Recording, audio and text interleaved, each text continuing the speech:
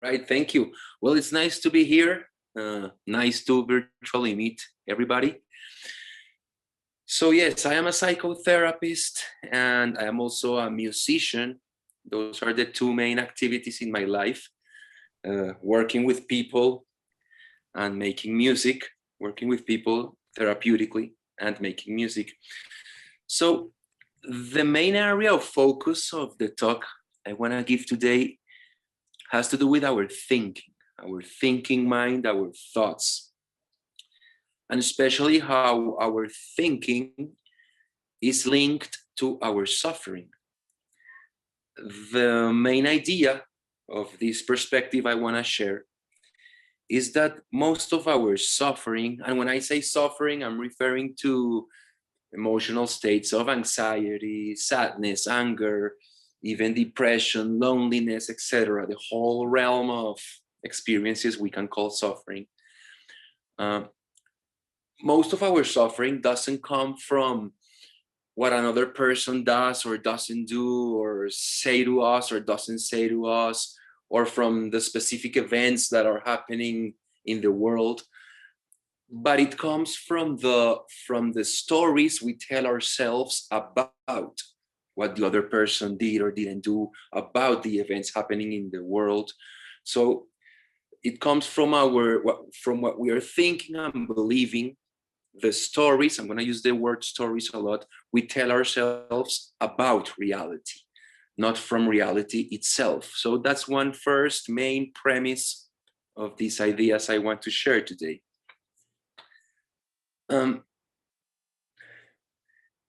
It's an amazing thing, I think, that we have this faculty that we obviously take for granted most of the time of awareness. Just the fact that we are conscious, aware creatures, that we can stop and say, oh, I'm thinking this, I'm thinking that, that we have this ability to be conscious of our own mind, our thoughts, our feelings, our emotions. We could probably be the only creature, at least on Earth, that has that self-reflective capacity to take a stance back from what we are experiencing and be aware of the fact that we are aware.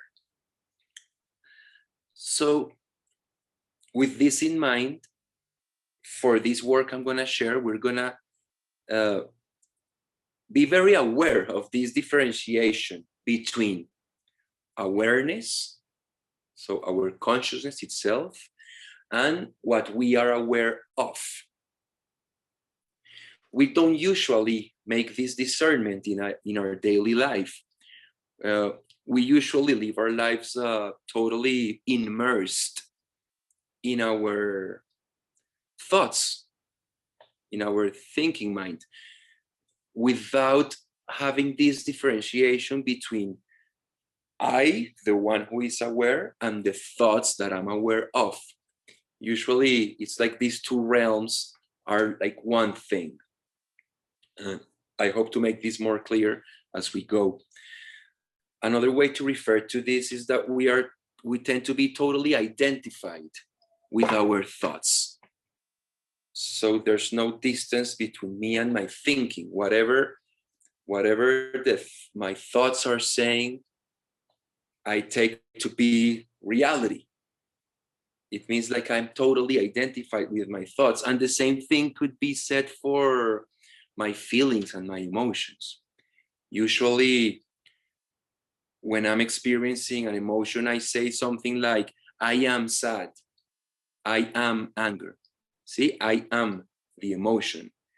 Instead of something like, I am the one who is aware of this feeling called sadness, which sounds like a subtle thing, but it implies a huge difference. It implies a distance between myself as awareness and the thing that I am experiencing, the emotion of sadness, the emotion of the happiness, or the thoughts that are going on in my mind. So back to the topic itself of the title of this talk. the relationship between thinking and suffering. So I mentioned already kind of what it means to be totally identified with my thinking, to have no distance between myself and my thoughts. Another way to say this is that we tend to confuse our thinking with reality. So we don't do this differentiation between reality and my thoughts about reality. We assume that our thoughts about reality are reality. So what does this mean?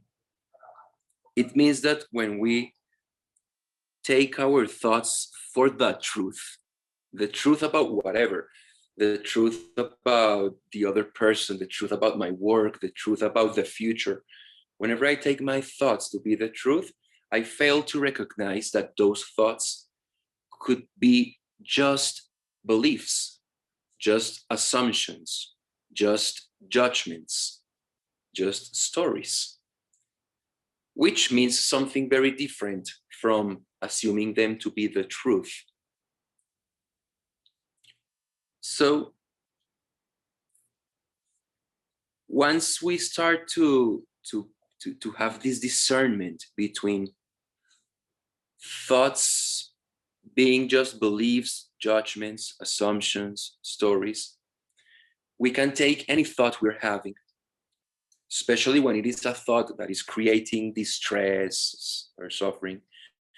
We can take any thought we're having and see it and pause to ask the very simple question, and this can be the most important question of this whole work. Is this true? Is this really, really true? This belief I'm having, this judgment I'm having, this narrative in my mind, this story I'm telling myself about whatever it is it really true?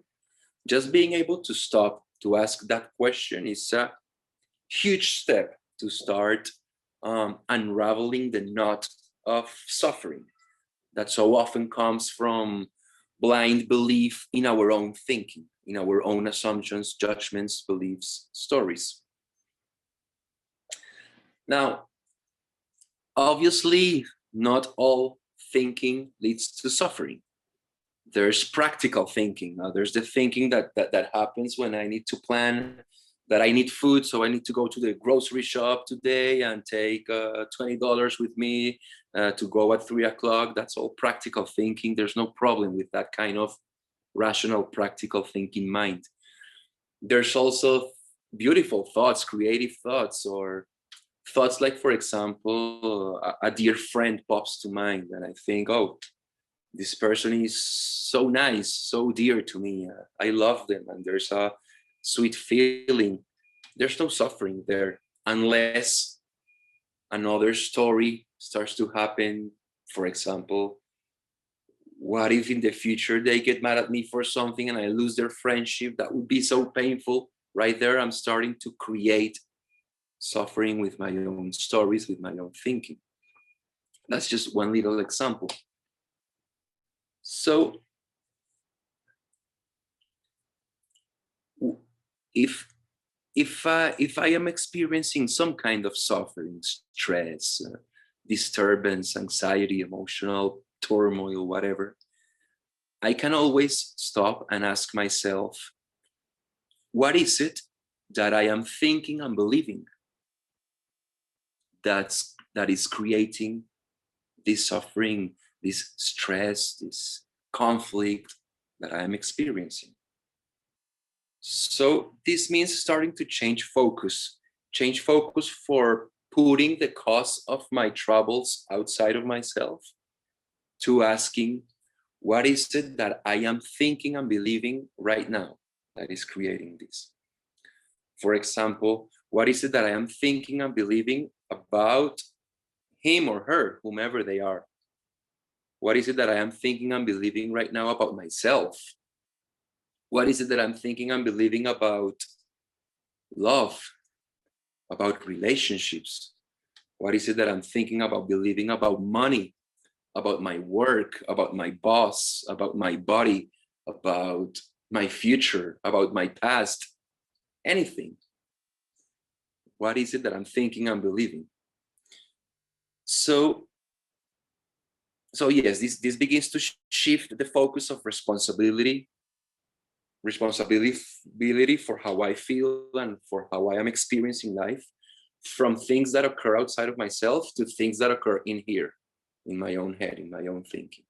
And I think this is crucial, because by doing this, I'm no longer declaring myself as a victim of circumstances, but rather,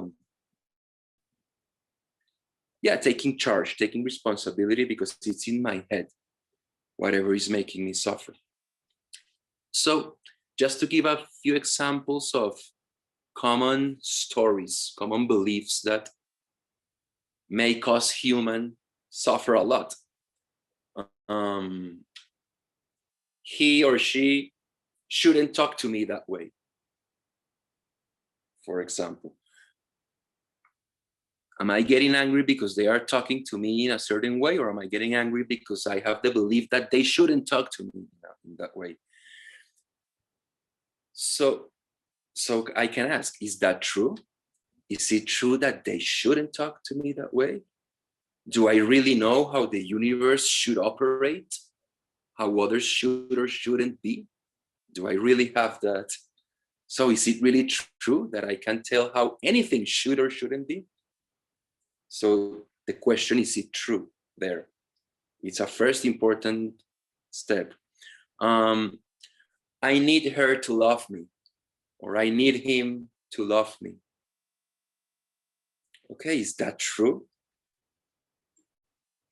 Be it a partner, a boyfriend, a spouse, a father, a mother, a son, a friend, whomever. I need them to love me. Okay, so maybe when I was 2 months old, I needed my mother to love me in order to survive. But nowadays, I need such and such person to love me. Is that true? Do I need that? Is it true?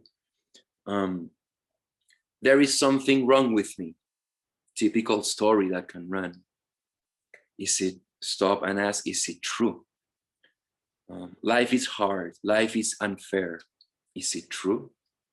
Is it really true? And when we ask, is it true? The idea is to really take that question to heart, as deep as we can, as sincerely as we can.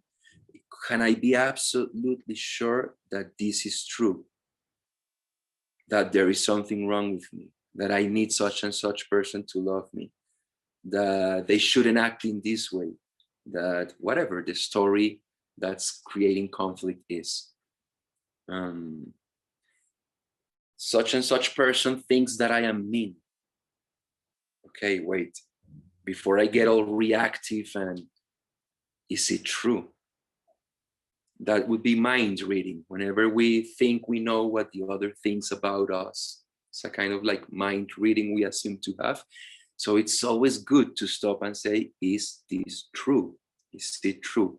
So to start bringing a little bit of rationality to our thinking mind. So one first crucial step, we've seen it, is to identify whatever it is I'm telling myself in the moment when I'm feeling bad. So identify the story. And I don't know, if you want, you can write down the step-by-step procedure, which is very practical, that I'm going to be outlining. First step, identify the story that's creating the suffering. Second step, question the story. Is it true? With the is it true question, we insert a little bit of doubt into our assumed certainties about things. And in this sense, doubt is very, very healthy, very important. To doubt that whatever we're telling ourselves is the truth is key. So identify the story, question the story with, is it true? And I'm going to share 2 more procedures in this kind of mental inner surgery process of trying to alleviate a lot of our suffering. Once we are aware of what we're telling ourselves, once we ask, is it true? And maybe come to the conclusion that, okay, I don't know, at least. Maybe I don't come to the conclusion that says, no, it's not true, but at least I introduce doubt. And I say, well, maybe I'm not totally sure that that person hates me, that they should act differently, that, maybe I don't know. When I come to that, I don't know, then there's a third question that is very important. And this is, what happens to me when I believe that that is true, that that story is true? When I believe that I need this person's love in order to be happy? What happens to me when I think it's true, when I believe it? And when I say what happens to me, I invite us to really look at all the dimensions of myself. So what happens to me emotionally? What happens to me emotionally when I think that I need their love to be happy? So I start to take note. Okay, when I believe that thought without questioning it, when I believe it, maybe I become needy, maybe I become controlling, maybe I become fake in order to get them to like me because I think I need their love. Maybe I become anxious when they haven't called me or answered my text in a half hour. Who knows? So that's all that happens to me emotionally. What happens to me when I believe that story? Physically. So what happens in my body? Sometimes when we believe stories that make us suffer, I don't know, we feel heavy, muscles tense up, different areas of the body contract, get tight. So be aware and take notice what happens in my body when I believe this story. So what happens to me emotionally? What happens to me physically? How do I behave? How do I treat the other person when I'm thinking, I'm believing the story that I need their love? I'm just taking that as any random example of a million stories we can tell ourselves about things. How am I in that relationship when I'm thinking, I'm believing this story that I need their love? And take note. And finally, and this process is almost like a meditation, because when I ask myself, okay, who do I become when I believe that?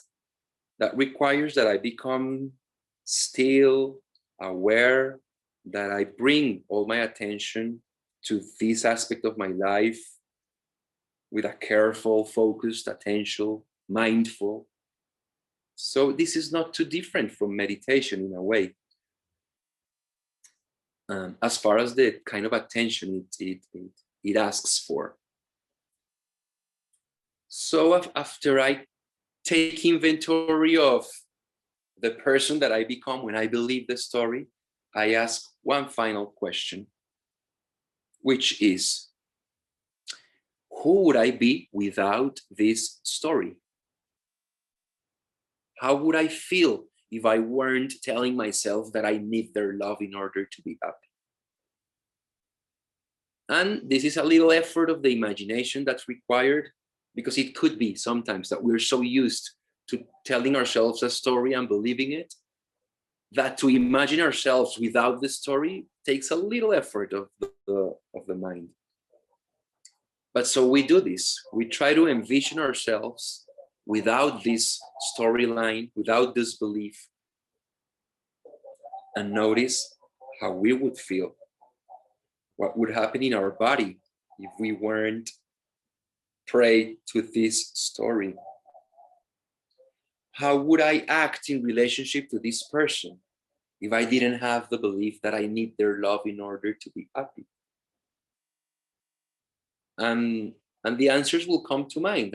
I will start to see myself. Maybe I will be more relaxed in their presence. Maybe I wouldn't feel any need to control them. Maybe I would be more authentic, more myself, if I weren't telling myself that I need their love. Maybe I would even be more loving. So again, to go over this little rundown. First, we identify the story, we tell ourselves. Second, we question it. Is it true? Third, we ask ourselves, who do we become when we believe that story? And then we ask ourselves, who would we be if we didn't have that story? And each one of these questions could take you, I don't know, you could do it like this and be free from the suffering that the story was creating, or you can really sit with it and spend 10, 20 minutes in each one of these questions. You know, there's no rule about that. I've spent 2 hours just working with one story, really looking at it, looking at all that it creates inside of me. And or sometimes you can just go, oh, I'm telling myself this, is it true? No, it's just a story. And boom, you're free from it. So it can go either way. Let me just check on time. Am I doing good on time? How long have I spoken for? Sorry, so you can speak until 10:35. So you're good on time. You can like talk a bit more and elaborate on some of your points. Good. If you would like to. Sure. So I have like 10 more minutes, right? Is that correct? Mm-hmm. Or 5 or 10? Okay, good. All right. No, that's good. The idea of this work is not as sometimes is suggested in some circles, that we need to put our mind in a blank state, to silence our thoughts and our thinking. We're not trying to do that here. We're not trying to silence and quiet the mind, because most of the time that's kind of impossible. If we try to shut our thoughts up and not think, we are creating even more tension, even more of a struggle inside. I mean, the nature of the mind is to pump thoughts, just like the heart pumps blood. You know, that's kind of out of our control. So we're not trying to use force to quiet the mind. We're just trying to question what the mind does. So to question our thoughts with awareness, with love, with intelligence, with patience. The other thing we're not trying to do is to replace negative thoughts with positive thoughts. So it's not about taking a thought like, oh, I'm a failure, and then repeating to myself in front of the mirror 20 minutes a day, I'm successful. That's also not what this is about. It's more of a conscious process of self-inquiry, of questioning whatever thoughts we have been thinking and believing that have been creating this stress and suffering. Because what this work suggests, and what I have found, because I have practiced this method for many years, both within myself and also with clients in therapy, is that it is when we question our thinking like this, and with the level of depth that I suggest, when we really look at all the aspects of the thought, the emotions it produces, the manifestations in the body it produces, when we really question in this way, when we start to really liberate ourselves from the power that the thought has to hook us up, to imprison us. The thought, whatever thought it is, whatever story it is, imprisons us only when we believe it, when we believe the thought. Oh, I'm really gonna do so bad in the talk tomorrow because I get nervous and I'm gonna mess it up. When I believe that thought, I start to panic. So I'm a prisoner emotionally of the thought when I believe it. So the key to freedom is to question that prior belief that I had on my thought. Is it true? Do I tend to usually mess up? Am I? It's not necessarily true. So what happens to me when I believe that? Oh, I get so anxious. I think I have to do perfectly. I think, okay, and who would I be without that thought? And I really contemplate that. I can feel my muscles relaxing just by imagining myself without the thought. Oh, I can breathe deeper again. I realize that I really know what I'm talking about. There's no reason to panic. So there's the one Alfonso when he believes the frightening thought, and there's another Alfonso when he's free from the frightening thought. So this is about freedom, becoming free from thoughts by using a process of questioning, of self-inquiry. And that's pretty much it. This is a very general introduction. If anyone wants to work with this method more in depth, you can later contact me. I don't know if my information will be shared, and if you want to work more deeply with this kind of method, I'm available to do that via Zoom or however. And there's also a couple of teachers that are very good with this, from which I have learned many of these things, that I can also share their names in case you want to look them up. One is a man called Richard Moss. He's a doctor / spiritual teacher. Well, he was a doctor at some point. And another, it's a woman called Byron Katie. They are both from the US, and they work with this kind of method in case you are interested to inquire deeper into this. So that's it. Thank you for your attention and time. Thank you.